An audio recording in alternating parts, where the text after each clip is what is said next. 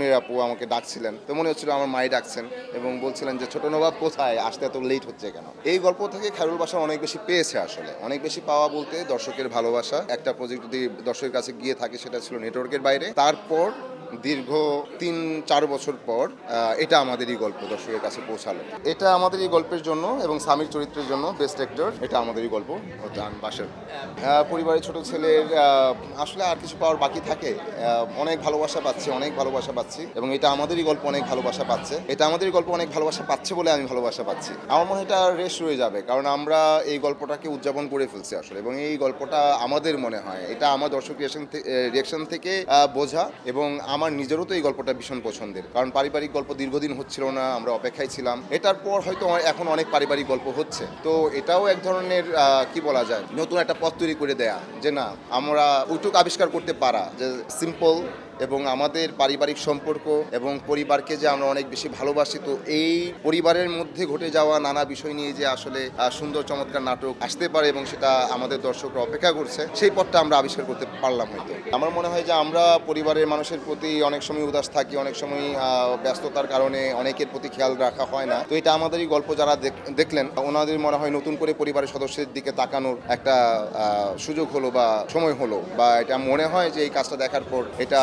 করবেনই যে কোনো দর্শক, যে আমার বাবার দিকে আরেকবার তাকাই, আমার বোনের দিকে তাকাই, বা বোনকে জিজ্ঞাসা করি কেমন আছে। ওইটা ঠিক পরিবারের গল্প না, বাট পরিবার থাকবে, প্রেম থাকবে, সাসপেন্স থাকবে, থ্রিল থাকবে, ইমোশনাল একটা কাজ, ভীষণ রোমান্টিকও বলা চলে ওই গল্পটাকে। সেটা হচ্ছে ফিরে আসার গল্প। তো ফিরে আসার গল্প বানাচ্ছেন আমাদের পছন্দের এবং আমাদের প্রিয় মোস্তফা কামাল রাজ ভাই, এবং এটা আসবে সিনেমাওয়ালায়। তো এটা ভাই এখনো হয়তো জানায় নাই বা ঘোষণাও করে নাই, বাট আমার ধারণা আর কি যে অক্টোবর থেকে আমরা দেখতে পারবো। মিস করি, সেই সাথে খুবই লাকি ফিল হয় যে এই গল্পটার সাথে ছিলাম। মিস করি ওই পরিবারটাকে, কারণ আমরা দীর্ঘদিন কাজ করতে করতে মানে ওই ফারানা আমার বোন হয়ে গেল, বাবাকে বাবা ডাকতে ডাকতে শুনি, মানে ওই জায়গায়, ওই রেসপেক্টের জায়গায় উনি আসেন এখন। আমার মাও আসলে ওই রেসপেক্টের জায়গায় চলে আসছেন, ওই আন্তরিক জায়গায় চলে আসছেন। আজকে স্টেজে যখন ছিলাম তখন মনির আপু আমাকে ডাকছিলেন, তো মনে হচ্ছিল আমার মাই ডাকছেন এবং বলছিলেন যে ছোট নবাব কোথায়, আসতে এত লেট হচ্ছে কেন। সো ওই তো নস্টালজিক হওয়ার মতোই কথাবার্তা। সো ভাই আমার ভাইয়ের মতো। ইভেন এই যে ইরফান সাজ্জাদ ভাই,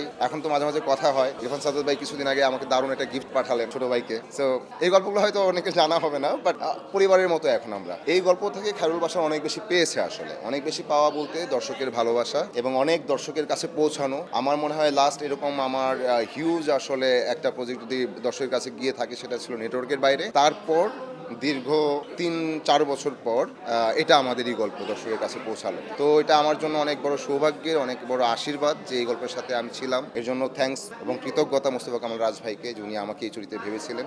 আর এখান থেকে ভাবনার যে ব্যাপারটা, আমার কাছে মনে হয় ধারাবাহিক আমি সবসময় একটা করে যাব, কারণ একটা ধারাবাহিক করা দরকার। এবং মনে হলো যে ধারাবাহিকে আসলে গল্পের ডিটেলটা থাকে, একটা দীর্ঘ জার্নি থাকে, এবং দীর্ঘ জার্নির সাথে থাকলে ইনভলভ থাকা যায় বেশি, দর্শকই ইনভলভ হয় এবং দর্শক মনে রাখে। আমার মনে হয় যে দর্শকের মনেই তো থাকতে চাই এবং ওনাদের জন্যই ভালো কিছু নিয়ে আসার চেষ্টা থাকে সবসময়। ভালো গল্প পেলে আমি একটা ধারাবাহিক হলে অন্তত করে যাব।